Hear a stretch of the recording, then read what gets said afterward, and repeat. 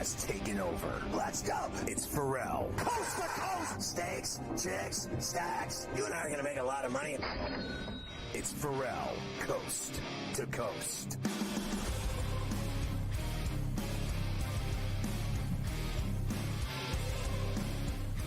All right, it's a new year, and we still got the mad scientist, which is the gift that keeps on giving. Warren Sharp is live at the MGM National Harbor BetMGM Sportsbook for another big hour of hitting all of the skinny and everything else around Payday NFL Week 18 backup week. Warren, a lot of backups are playing. It's got to change some of the betting in some capacity or another. Why don't we first start off with the Steelers and Ravens game in Baltimore? And I was invited to the game. I'm on with Morency live at 1 on Sunday, so I'm not going. My main reason for not going is Lamar Jackson's not playing. I'm not driving 7 hours there and back to watch Huntley. But I certainly think that it's going to be an interesting game because Huntley usually does a good job when he plays for the Ravens. And we can't say anything except Rudolph's been excellent for the Steelers. It's bottom line. How do you feel about the Steelers' odds here? I mean, that's your team. You don't think that they're going to win this game? Because that would be fun to go to Baltimore to watch them win this game, even if Lamar's not playing. I do want the Steelers to win, but I'm not one to miss shows unless I'm having my heart explode. I'm like coughing right now thinking about it. I don't usually miss shows for anything. My friends want me to go to a football game. I never do it. I always do the show. I want to go to the Steeler game. I haven't been to one of my Steeler games since the Monday Nighter at Lucas Oil last year. And every Sunday home game in Pittsburgh, I sell the tickets to friends of mine to go to the games because I'm always on with Morency. So I never get to go. And it's just a long experience. I want the Steelers to win. I'll be watching it at home. Okay, well, what you'll be watching is a series that has trended towards the underdog, in part because the underdog is usually going to have a little bit of value when these games go under at the rate that they do. It is really hard to win by margin, which is why the underdog in this series is 15-2 ATS since 2015. It's just a great spot for dogs. Now, the other thing about the Baltimore Ravens is no matter who is going to be playing for that franchise, they play extremely hard even in these meaningless games. For them, it's totally meaningless. They could be resting up guys. They're going to be resting up Lamar. They're going to be resting up some of their other key guys, but we don't yet know who is going to be sitting. The Steelers don't have that luxury. The Steelers are going to be playing everybody. As a result, I don't see enough value on on laying the points with the Pittsburgh Steelers. This line is artificially high, in my opinion. I want nothing to do with laying the points with the Steelers.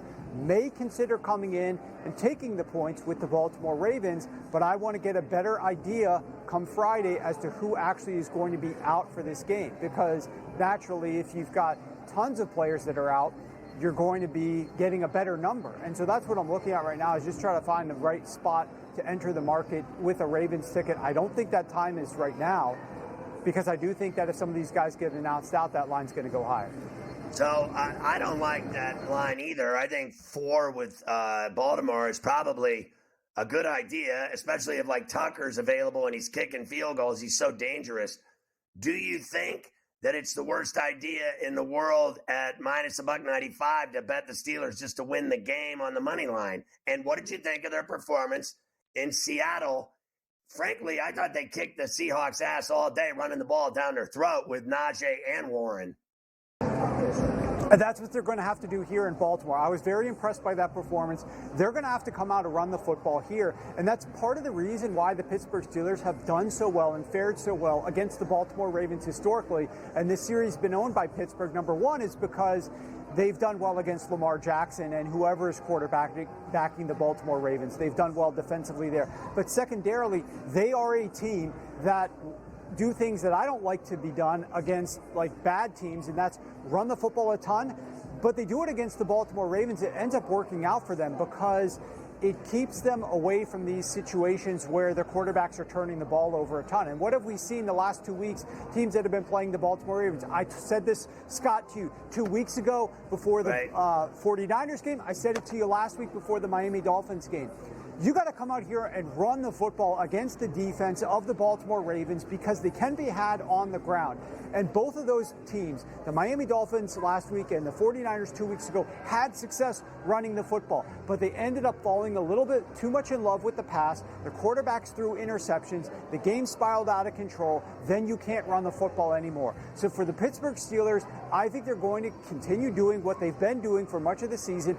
And it's actually going to help them here. They're going to come out and run the football a fair amount, force the Ravens to reduce those light boxes, use more guys in the box, make those boxes a little bit heavier, and then you can have some better success throwing the football down the field when those boxes are heavier. So I couldn't advocate taking a Steelers money line here because the true position that I would be looking to do is find as high a number as I can get and maybe get a little bit of the Baltimore Ravens here. But I haven't done anything yet in that regard, and I'm just kind of sitting on the sidelines right now. I do think the game's going to be very competitive, though. This is not a typical game where the number one seed just sits everybody and doesn't care to win. I think the Ravens are going to be playing this one hard. Yeah, I do too. It's very dangerous. I'm stressed out. We welcome our radio affiliates, SiriusXM Channel 159 and Sports Byline and their affiliates. We're talking to the great Warren Sharp.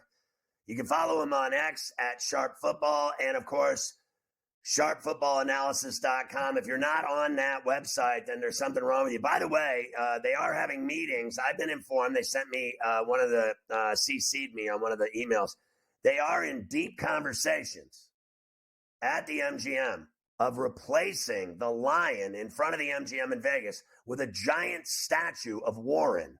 There has been negotiations going on since before Christmas. And the fact that they're still talking, I like his odds of replacing the lion in front of the MGM. And I'm expecting to see that statue when I'm in Vegas for the Super Bowl. And I know Warren is too. All right, Houston and Indy in Indy Saturday night. I love Stroud here. He kicked their ass in Houston. I don't think he's afraid to play at Lucas Oil either. He's not afraid. I'm so looking forward to Las Vegas. I'm so looking forward to being on the set with you. We're going to have a great time leading up to the game. Everybody needs to just mark that on their calendar. Tons of me and you and the rest of the SportsGrid team live from Las Vegas the week leading up to the Super Bowl. So get ready for that. But I'm ready for this game because I think I agree with you completely. This is a great opportunity for C.J. Stroud to come in here. Hopefully we can talk about this a little bit after the break, but it's a great opportunity for him to play against a defense that plays a ton of cover three, which Gus Bradley does, and a defense that does not get a lot of pressure and does not blitz because C.J. Stroud has massive splits. He loves playing cover three and is dominant against that style of defense. He loves playing against a defense that does not blitz and does not get pressure. He has some of the highest splits in the NFL. When he's pressured versus when he's not. He's going to have a ton of opportunity here to put up some stats. Talk maybe more about this one real quick after the break. So obviously, Warren has signed a non-disclosure agreement to refrain from speaking of the fact that he knows they're considering replacing the lion with a statue of his big head in front of the MGM. Warren and mustache. Skinny. And the mustache. He is more important than that damn lion anyway.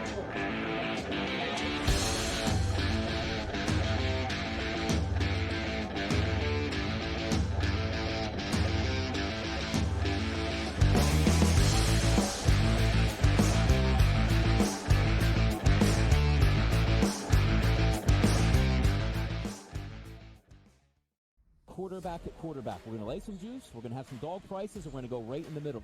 Because I don't know what they're doing. To me, they're in a complete rebuild, Kev. Go run, run, run. That's where overbackers on this 51.5 shot. Right now, he's all a little bit more over money, but it's hovering right around. The winner of this game will be the division I don't care if they win because all we care about is the money, baby, the money. Pro Football Today. It's smarter to be on SportsGrid. The Bostonian versus the Book. 56% is really good. Anything close to 60 is retirement level stuff. So there's way more people on the lower side of that. You have to learn how to manage that. This is a game of give and take. Or come in quick and hit them and get out. The Bostonian versus the Book. We spent all offseason where the NFL said, hey, just so you guys know, running backs don't matter.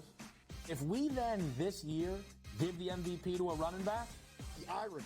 I am disappointed that they lost to FAU because secretly I don't really like this FAU team very much. I don't know. They're just not for me. And now they've completely legitimized the Owls. Game time decisions. Only on SportsGrid. North Carolina, we've got new sports books operating for licenses. And, a lot of news always coming out of there. One of the fresh sports betting states. Where they're a little behind the ball there, so I don't know if they'll be at the starting line in North Carolina. But yeah, a really interesting mix of applicants this early on so far. Newswire. Only on SportsGrid. SportsGrid. Your 24/7 sports wagering network. Fantasy sports today. They were saying there's no way he could not possibly do this. He won't hold out. Pro League Soccer powered by Marca. Scoring teams in the league. They have 80 goals so far. College football today. The Hawks team total in the first half is 0.5. Pro football today. Interesting props in this game, but I would be cautious laying this number here with the Houston Texans. In-game live all access. In terms of these wild cards, in terms of the playoff picture. In-game live, prime time. Rich, I don't know, man. This has just been one of those games that doesn't make a lick of sense. In-game live, overtime. You want to give the over 3-1 on a pretty good team. It's hard not to take some flyers. Football full circle. Well, NFL officials stink. They always will stink, and they'll always ruin the game. That's just part of what it is. It's smarter to be on SportsGrid.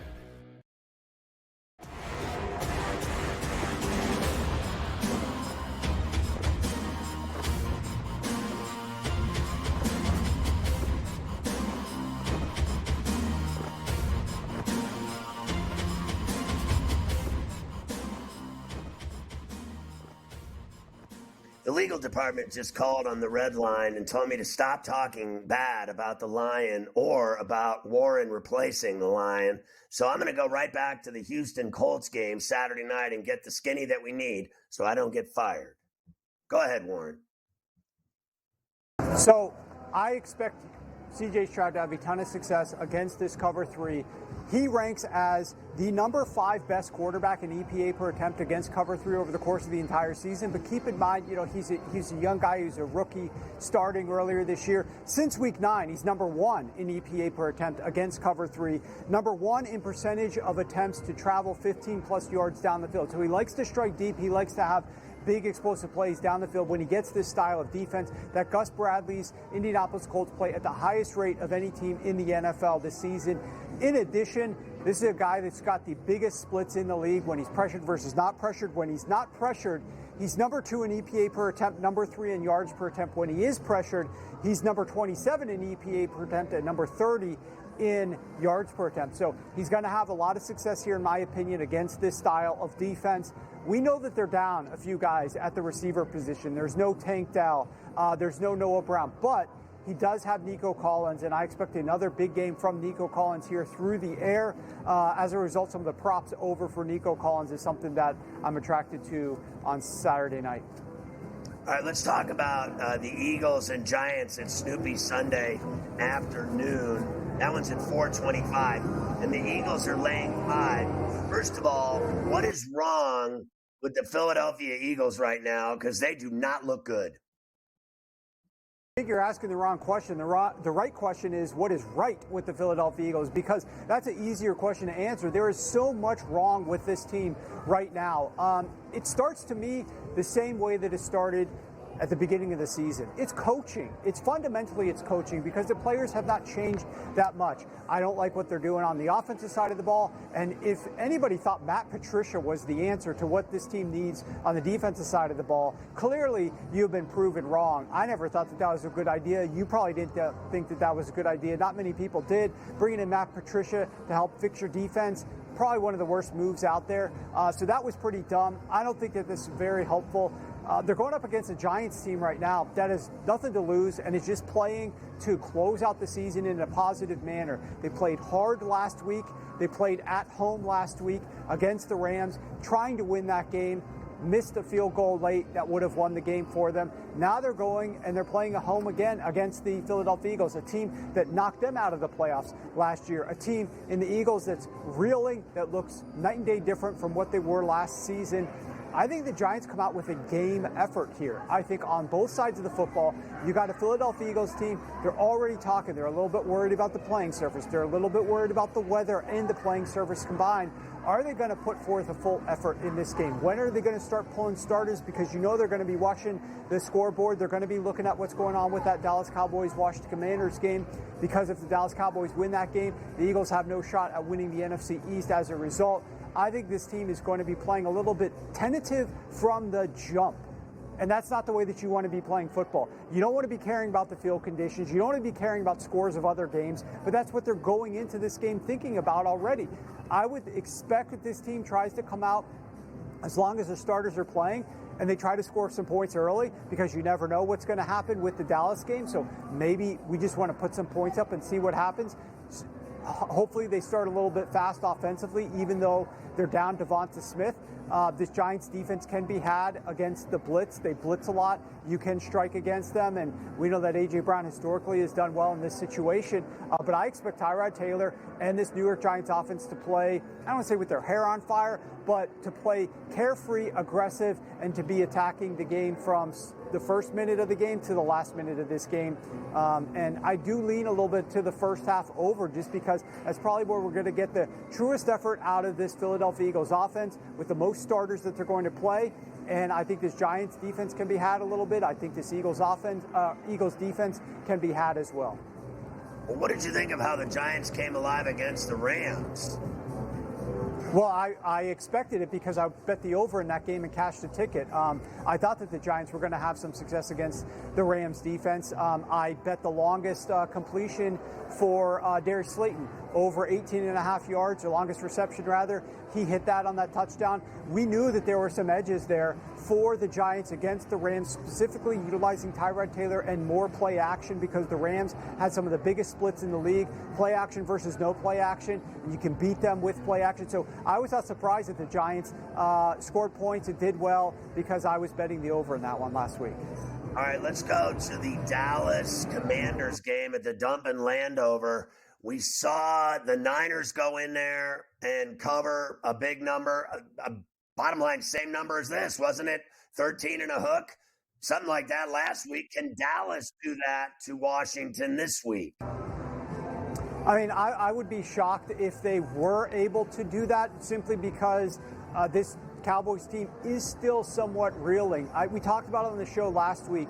After playing those two straight road games, this Dallas Cowboys offense was clicking so well at home. Then they went for two straight road games. Yes, they went to Buffalo, played a tough defense. Yes, they went to Miami, played a tough defense. Then they were back at home against a much worse defense. I was hoping that the Cowboys would get back on track a little bit more. I was expecting more out of that offense, and they came out and they were not good against a bad Detroit Lions defense. Now they're going on the road against this Commanders defense, which is likewise bad, but the Dallas Cowboys are now playing on the road, outdoors, outside of their, where they've been playing significantly better so far this season. I have my concerns about what they're going to look like offensively. Theoretically, on paper, this should be a smash spot for the Dallas Cowboys offense. And I think it's the biggest joke in the league that Ron Rivera hasn't been let go by now. We talk about that every single week. He was the one who was pushing all his chips to the middle on Sam Howell, saying this guy could be our quarterback this year, sold everybody a false bill of goods, and everybody didn't get their money back on that one. They couldn't get a refund. Sam Howell is terrible. He's the worst quarterback in the NFL at turning pressures into sacks. He throws too many interceptions. He doesn't have any confidence. His offensive line isn't great as well, so it's not entirely on his fault, but he's just not a very good quarterback this season in the NFL. Who knows if there's going to be anything that they can get out of him in the future. But I would have loved looking to back the Washington Commanders, even at 11, 12 points if it was Jacoby Brissett. I have no interest in Sam Howell. This guy is a turnover machine. He's turnover prone. I don't want anything to do with Sam Howell. I don't want anything to do with Ron Rivera. I have no idea if he's going to be able to get his guys up for this game or not. But this should be the last year that he coaches in the NFL. Let's just put it that way. Believe me, Black Monday is not going to go well for him. Did you think the Lions got jobbed by the NFL and the refs in that game in Dallas? 100%. I understand the NFL came up with this new video showcasing that, if we didn't job you here, then you still had a guy that was lined up illegally there. But guess what? They didn't throw the flag on that. They threw the flag because the guy that they said didn't report caught the touchdown pass or caught the 2-point conversion. I thought it was a joke. I think this league has a issue with the refs. I think this league needs to take better control over it. They need to. We've already discussed these refs in detail about how they need to make some changes in the offseason to make things not just transparent, but easier to officiate games, make these decisions a lot more accurately and faster. There are easy ways to fix that. The NFL needs to take those under advisement and make some changes this offseason. Well, they're going to have that same crew, that crappy Brad Allen crew, running the Steelers-Ravens game Saturday night at the bank. And you know what they've said? I've even heard that they weren't going to let that crew work the playoffs, but they immediately put them in a primetime game on Saturday night that has a lot of chips on the table for the Pittsburgh Steelers. So we got to watch this hack-ass Brad Allen with his crappy crew that fixes NFL games is what I saw. That was a joke. When we come back, we're going to talk about Minnesota and Detroit at Ford Field and many more games with the mad scientist Warren Sharp on Coast to Coast. Don't go anywhere.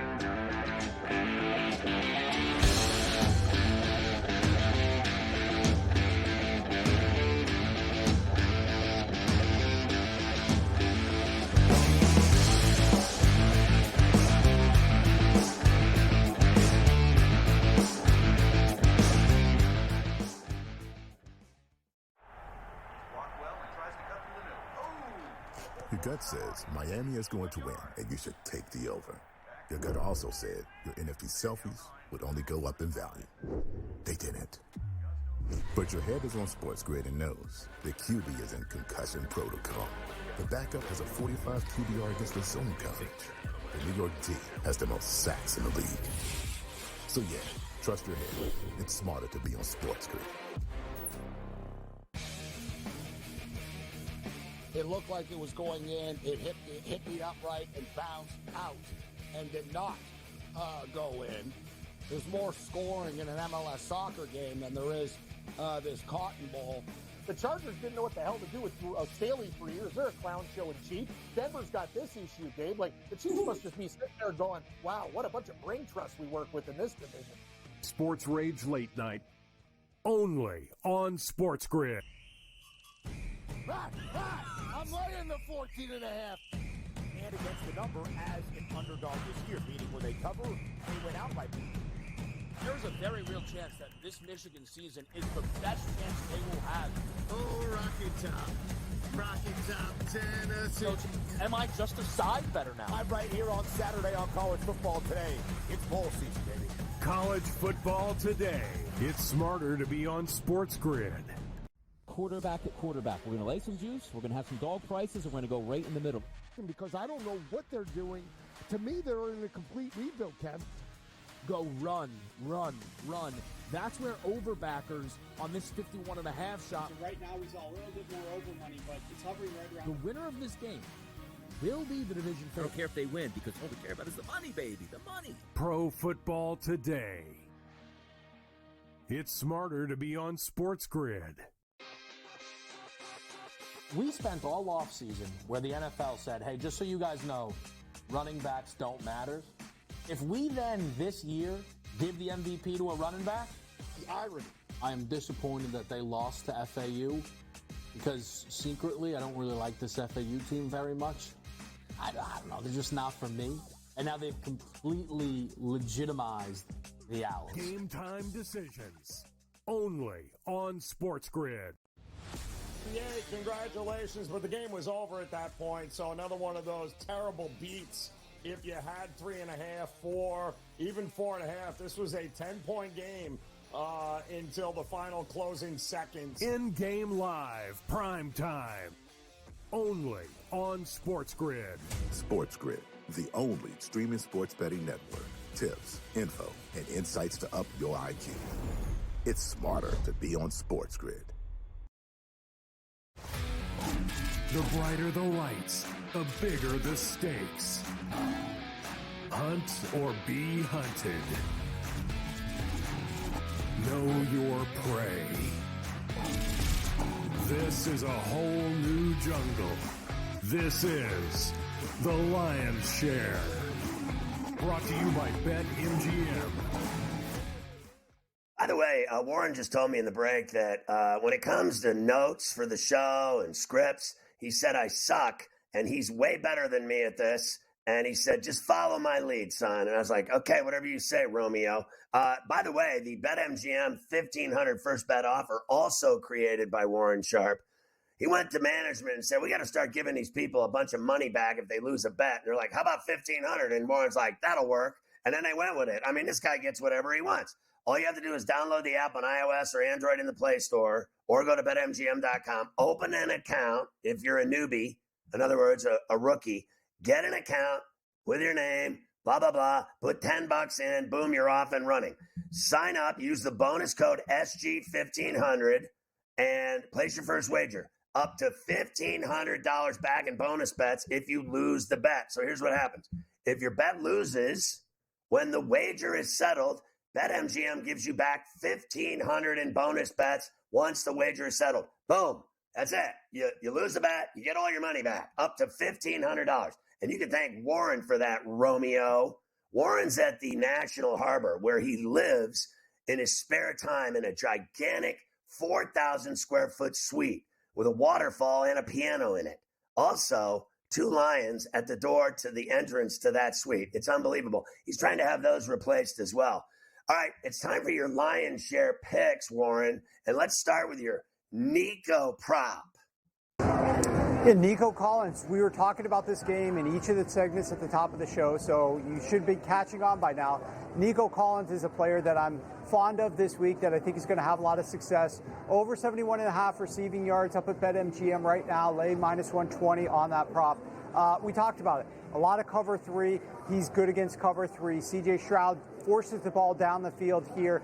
He's not going to be pressured that much, and we know that he thrives when he's not pressured. And Nico Collins is his number one guy. Do not look at what happened last week. I bet the over on Nico Collins' yardage last week. That hit, but a lot of the ladders did not hit. That's only because the Texans were up so big. They did not need to throw the ball at all in the second half of the game. I don't expect that to be the case. I expect this game to be far more competitive. I think they're going to be throwing the ball all 4 quarters.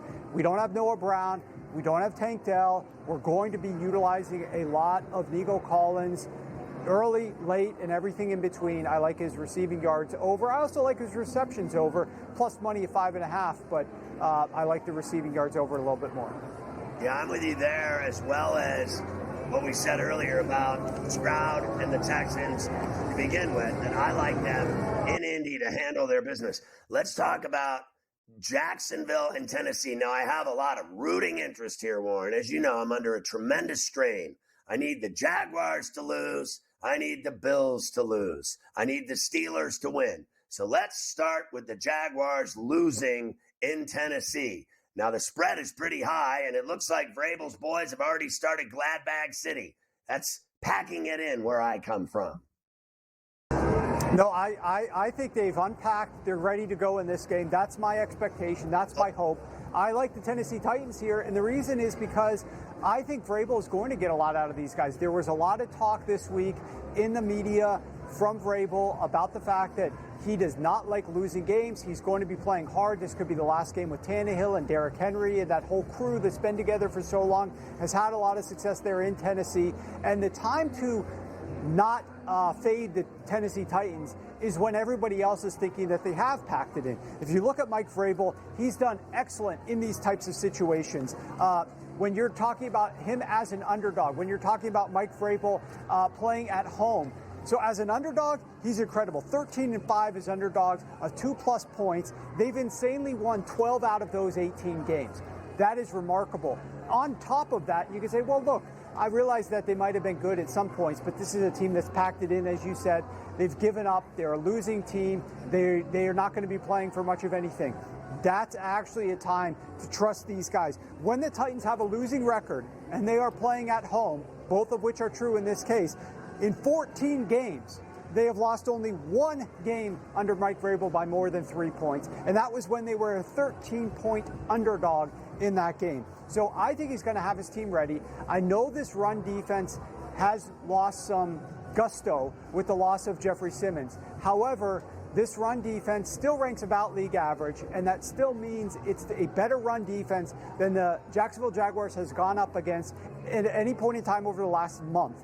Last week, they went up against a run defense where, yes, they looked good. They ran for a lot of yards against the Carolina Panthers.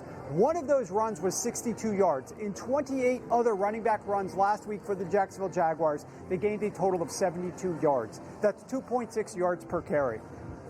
Even in the first half of that game, when it was still in doubt, they gained 2.3 yards per carry for the running backs. They gained 3.7 yards per carry when they played the Tennessee Titans a few weeks prior to that.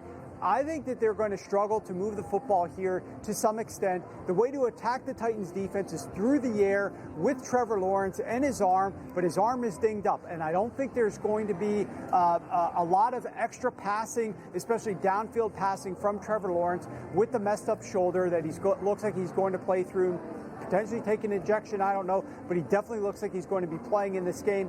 I think the Tennessee Titans can do enough to cover this game, keep it close, keep it competitive. That's where I'm putting my chips. Can you check the records on how many times I've had the injection, Frank?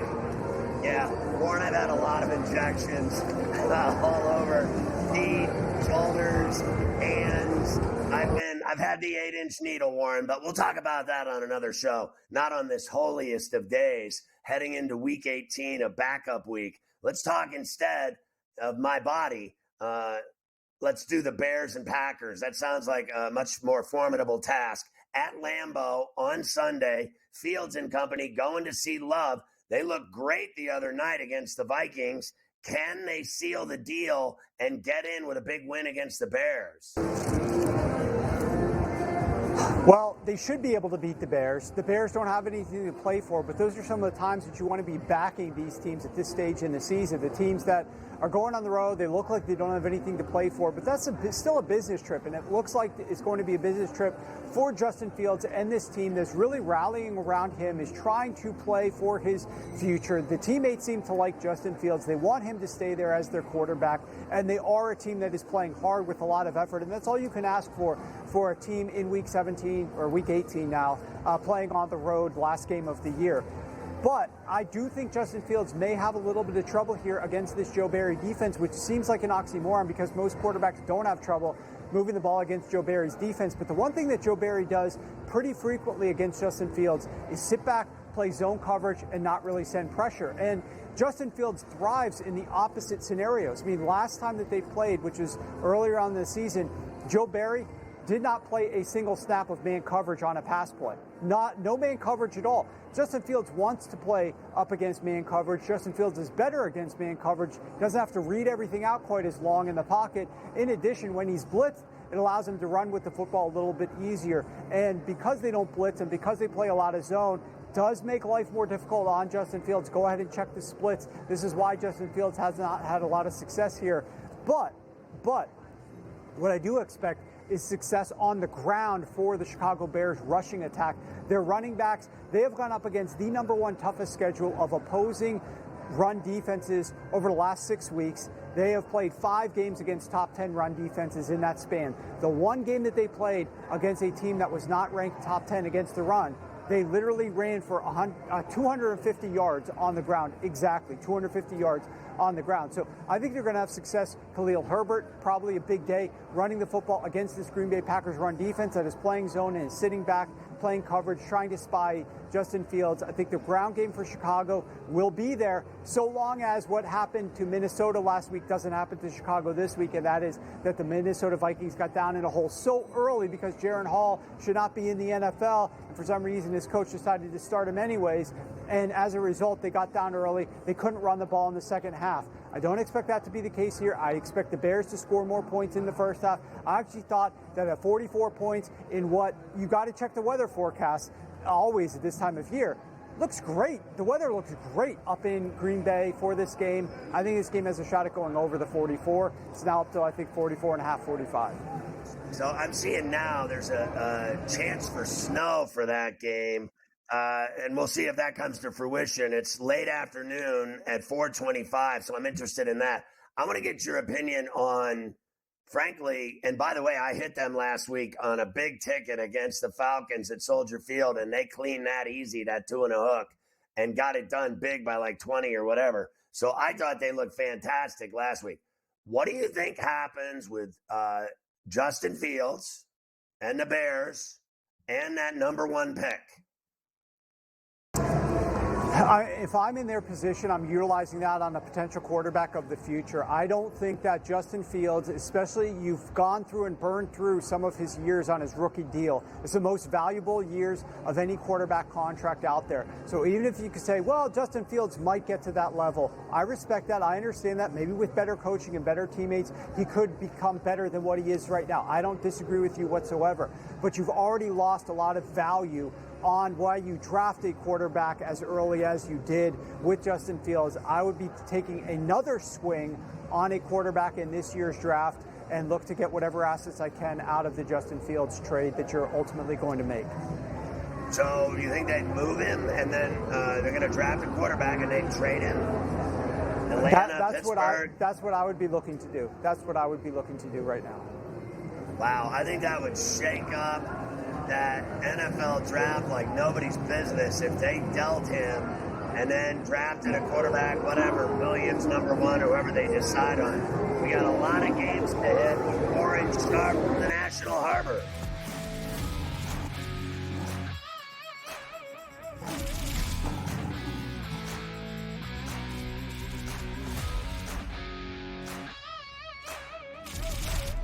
The Lion's Share, presented by BetMGM.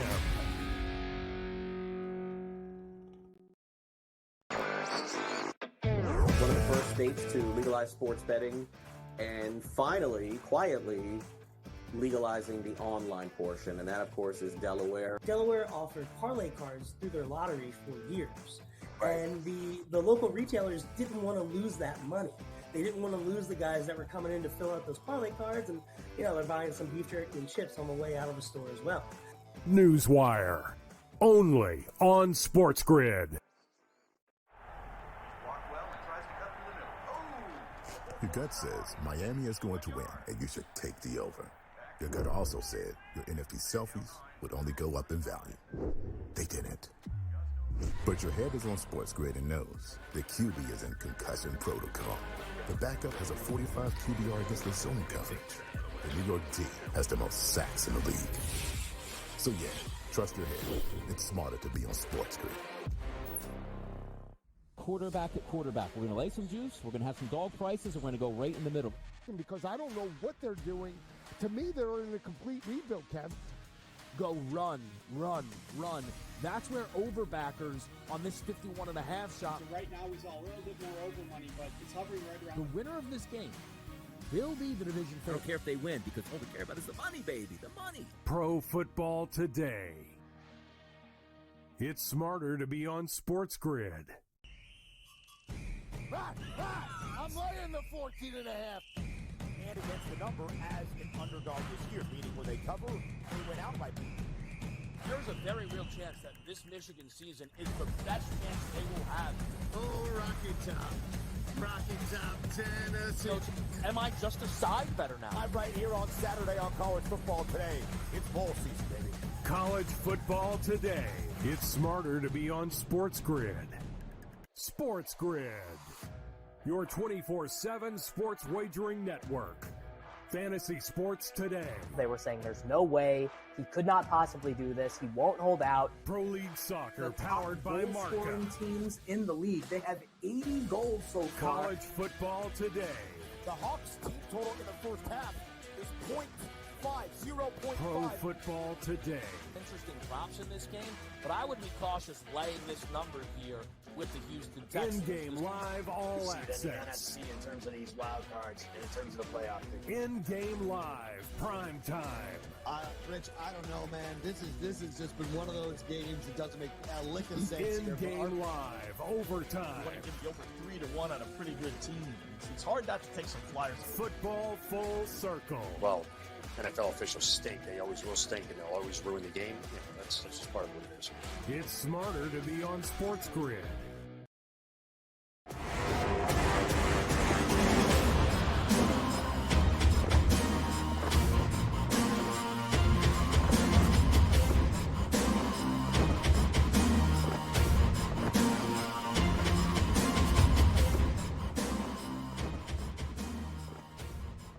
Yeah, I'm just seeing an interview with Riverboat Ron, 26-39 with the condoms. Great run he's had in D.C. So don't forget, Warren will be with us at Super Bowl week at Radio Row at the Mandalay Bay where the fishes fly in Sin City. The Magada, beautiful day on February 5th through the 9th. We'll be live from Las Vegas at Super Bowl 58. Mark your calendars. Warren has already started packing, pressing his shirts, and doing calisthenics, getting ready to party with Ferrall in Sin City. All right, we got a lot of games to hit here, Warren. No time to mess around. Saints and Falcons in Atlanta. Game is the fact that I love good coaches, and I don't think Dennis Allen is a good head coach, but I think he's a very good defensive mind. And Dennis Allen in same-season rematches has done a phenomenal job. In same-season rematch games since 2019, the Saints are 13-3 straight up and against the spread. They are 11-3 to the under. That's in large part because they do a great job of holding opponents below their team total. They've allowed more than 18 points in those games just one time in those 14 games, and that was the game they only allowed 20 points in. They just do a great job of locking down when they have an idea of what might be coming based on a prior meeting that they've had. And they played the Atlanta Falcons well in the prior game. I think it's going to be a tight, closely competitive game. I think it's very important for both of these teams, naturally speaking. But Arthur Smith and the New Orleans Saints have not really fared well in same-season rematches. They're 0-2 this year. They have a losing record. They're 0-2 straight up and against the spread this season. I am worried about this team. I know the sharp side is going to be the Atlanta Falcons, but I don't know if I can get on that side of the table here. But I do think that Dennis Allen's defense should show up and show up pretty well. Yeah, the games at the Superdome in New Orleans, I think the Falcons will screw it up and the Saints will win again like they did last week in Tampa. Speaking of Tampa, they're in Carolina laying 4.5 to the Panthers. Tampa needs this now after that embarrassment last week at home. Yeah, Tampa does need it. That was an embarrassing performance. Everything was lining up for them to win the division at home and have a lot of partying and hoopla afterwards, and then they just came out and laid a total and massive egg here. There's no way I can trust Tampa in this spot, but that being said, I have really no interest in backing Carolina. They drove down the field on their first possession of the game last week and turned it over on downs. And then they had 6 straight possessions where they went 3 and out. 6 straight possessions of 3 and out. I mean, I do not trust this team. I do not trust their quarterback. I do not trust this coaching staff right now for the Carolina Panthers. But it's too many points. I'm not going to lay this spread with the Tampa Bay Buccaneers. So I'm probably staying away from this one entirely. Detroit hosting Minnesota at Ford Field. Detroit's laying 3.5. I don't know who's playing, but I think Minnesota. Now I've heard all I can take about Minnesota, their defense. All I know is their quarterbacks all stink, and they're losing. Well, the issue with the Minnesota Vikings is that they have been found out a little bit, their defensive scheme. The reason why we were all down on the Vikings defense to start the year is because they don't have good personnel. And then what goes out and happens? They lose more personnel down the stretch, and this great scheme that was masking some of their personnel deficiencies has started to get a little bit exposed. Teams figured out now how to move the football against them, and we saw that last week with the Green Bay Packers putting up a ton of points on the road in Minnesota. Now the Minnesota Vikings have to go on the road to Detroit. Detroit, yes, they have been playing in domes the last 2 weeks, but they have been road games in these domes. Jared Goff does not play very well in Minnesota. Jared Goff then goes to the Dome in Dallas. Thankfully, they weren't outdoors. They should have won that game, but now they're back at home in a game that I'm just wondering how much is there to play for the Detroit Lions. That being said, after the amount of angst that this team had, losing in the way that they did last week, and the talk that we've had from Dan Campbell this past week, I just wonder if I'm on that team, if I'm that coach, do I turn everything off, let the team just play the string out this last week because it doesn't really matter that much, and then try to turn things back on for the postseason? Or do I just play through all of this? I know it's not a meaningful game, but we come out, we are fired up, we're juiced up, we're pissed off about the NFL, and we come out with our hair on fire, and we go ahead and try to defeat the Minnesota Vikings in this game, and then we roll that momentum into the postseason. I think that's the easier course of action. I look for the Minnesota Vikings to have their share of struggles here against this Detroit Lions team that hopefully is playing 10 out of 10 offensively. That being said, Nick Mullins is back at quarterback, and Nick Mullins has thrown for over 300 yards in both of his starts with the Minnesota Vikings. He's averaging over 10 yards per pass attempt. His issue has been these turnovers, these interceptions. That is why he was benched the first time. He's a massive double agent. He could give, he could take away from the Minnesota Vikings. It remains to be seen. Does he add points to the scoreboard? Does he remove points with some red zone turnovers? But one thing's for sure, I do think this game's going to be pretty competitive and entertaining. I look for the Detroit Lions, though. I hope they come out, if they want to have playoff success, come out and kick some ass in this game. Secret double agent Mullins. All right, the best game might be the Sunday nighter. Buffalo at Hard Rock against Miami. Why are they favored by 3? Because of all the Dolphins injuries, or because the Bills are so desperate to win this game? Well, there's a little bit of both. Definitely a little bit of both baked into this number at the full 3.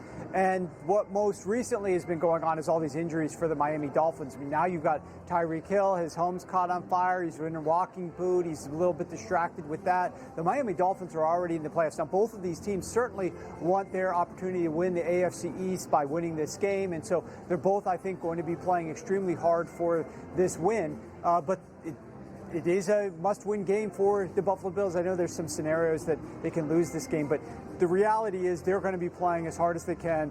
They have owned this series against the Miami Dolphins. I am a little bit concerned, however, about the Miami Dolphins and their offense here with regard to the defense of the Buffalo Bills and how good this defense has been playing. They've been playing outstanding football defensively. The issue is their offense. I don't understand why they come out against the New England Patriots with the same game plan under Joe Brady and just try to run the ball with James Cook. James Cook is not going to have a lot of success running the ball against the number 1 run defense. You need to throw running back passes. We don't have Stephon Diggs involved. I just don't have confidence in the Buffalo Bills. I know they've owned this series. I know the Dolphins are more beat up. I know the Bills need this game a little bit more. But I just don't have a lot of confidence in their offense right now. Wow, and that certainly they've been stressful to watch, but they've been winning. They're up to 10 wins. They've handled their business. Let's see what they do down at Hard Rock against Tua and the Dolphins. The next one on the slab is Seattle at Arizona. Arizona's getting 3. They went on the road last week and got a huge win, and Seattle puked at home and looming against the Steelers. What are we to think of Seattle on the road here? Geno Smith is one of the most sensitive quarterbacks to pressure in the NFL this year. When his splits with pressure, he's only completing 51% of his passes. That's one of the worst in the NFL, 5.3 yards per attempt. But when he's kept clean, 73% completion rate, 8.4 yards per pass attempt. So the key is that he's going up against a defense in the Arizona Cardinals that does not get a lot of pressure on opposing quarterbacks. So I expect Geno Smith should have a good game. When they played Arizona earlier this season, DK Metcalf was not playing in that game. Now on the other side of the ball, Kyler Murray was not playing. mentioned, you were down some other players for the Arizona Cardinals as well, including James Conner at running back. So this is going to be a game where more hands are on deck for both of these offenses. I think it should be a fun and competitive game. The total is set high. It's set high for a reason, in my opinion. I'm not backing the over, but I totally understand why it's set as high as it is, because I think that we should get a decent game here out of the Seattle Seahawks and Geno Smith from the quarterback position. You can run the football against the defense of the Arizona Cardinals as well, and I would expect the Arizona Cardinals would lower their level of intensity a little bit. That was a massively important game for Gannon last week, defeating his old Philadelphia Eagles squad. Do you think there's pressure now in Seattle for Pete Carroll's job? No, I don't think that that's necessarily the case. I think Pete and the Seahawks team in general this season have exceeded my expectations. I didn't have a lot of expectations for the Seattle Seahawks entering this game. I thought Geno Smith, off of such a good year last year, would take a step backwards this year, and I thought the NFC West was going to be a little bit more competitive at the top two spots, and it would force the Seattle Seahawks down. So this is about as good as you could expect for the Seattle Seahawks this year, in my opinion. Cincinnati's laying 7 at home in the jungle against the Browns. No Flacco for Cleveland. No Flacco for Cleveland. He was a big reason. His downfield passing, his just awareness and understanding as to what to do with this offense. He fit the perfect need for the Cleveland Browns in this offense. He's actually a better fit for this offense than Deshaun Watson was, because of the way that Kevin Stefanski wants to call the offense, the types of plays he likes to use, the type of schemes he likes to deploy, are exactly what works for Joe Flacco, not really what works for Deshaun Watson. So unfortunate for them, not that I care that they made a mistake in going after Deshaun Watson there, but now that Joe Flacco is sitting, who knows? There's not really going to be very much motivation for the Cleveland Browns here. This is a game the Cincinnati Bengals should be able to win, should be able to take care of, but at this spread, it's already baked into the number and then some. I have no desire to be laying this points with the Cincinnati Bengals. Yeah, there's snow expected there in Cincinnati, as well as at Gillette in Foxborough, where the Pats take on the Jets. New England -1.5 with the hovering thought of Bill Belichick coaching his final game with the Pats. It certainly looks like the writing's more than on the wall. It's been stamped for a little while now that this looks like it will be the last game for Bill Belichick. And if anything, I would be looking to potentially throw the Jets into some teasers. This total is like 30.5 points. They're expecting a little bit of weather there. Neither of these offenses are very good. I do think that the New England Patriots are going to need to rely a little bit more on the ground game, but this Jets defense, they have been predictable in what we discussed earlier this year, Scott, and that was at some point when the offense can't do enough, this defense is going to quit. They've been carrying them for so long earlier on in the season. It comes at a certain point in time that you just can't perform at that ridiculous level every single week, and that's what we've been seeing now from this New York Jets defense. Their pass defense has taken several steps backwards. This is a game certainly the Jets would want to win, but Belichick has had a lot of success against these guys. This is a stay away from me, except for a little bit of a teaser maybe on the Jets. Yeah, I'm sick and tired of hearing about the Jets. They suck. They're awful. I'm sick of hearing about their defense. I'm sick of hearing about Aaron Rodgers. They are awful. The Chiefs are at the Chargers. It's so high. The Chargers are actually laying 3.5 here with their impressive season at 5-11. Another flop out in Lipstick City for the Chargers this season. I'm wondering if Travis Kelce gets what does he need, 30 yards or something in order to get 1,000. But after that, I mean, there's no incentive at all for any of these Chiefs to be playing ball here. This is one of the worst games that's going to be on TV. This is definitely a game that I'm not going to really be paying attention to whatsoever. This game should be canceled, according to Warren Sharp. And I'll back him up on that. When we come back, Denver and Vegas, Rams and Niners, we'll hit both of them with Warren Sharp.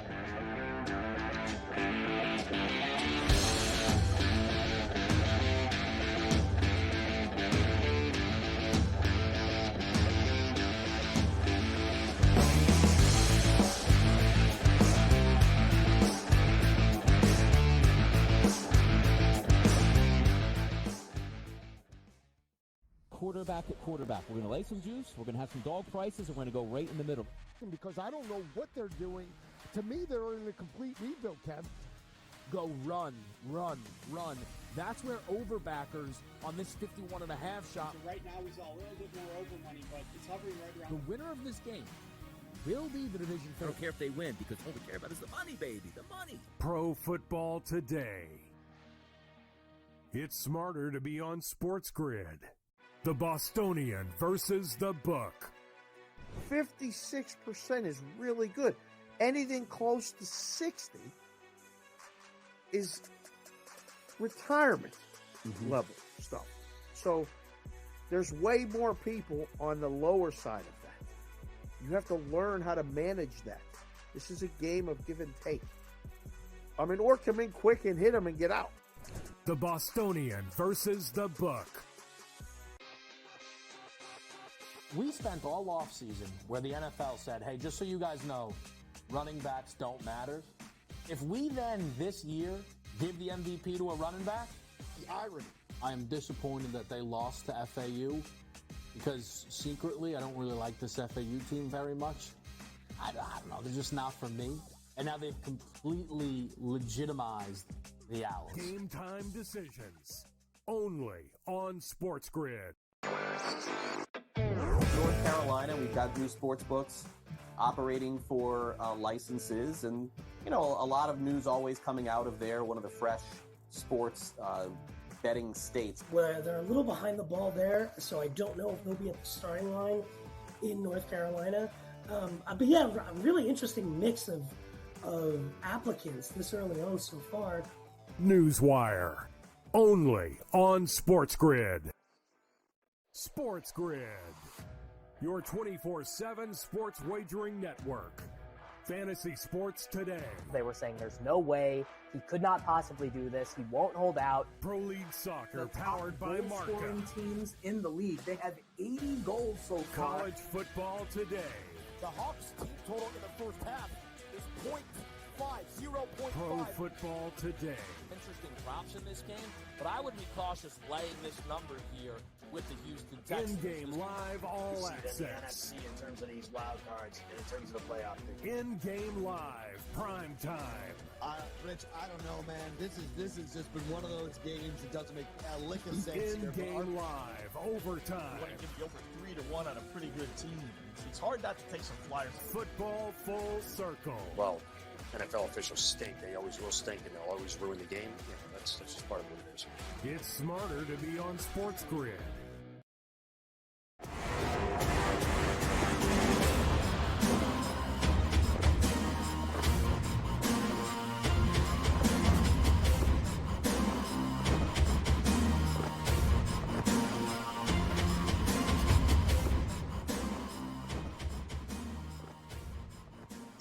All right, we go back to the National Harbor. Warren, do you think that Antonio Pierce will get the Raider job, and how do you think they'll do laying 2.5 to the Broncos?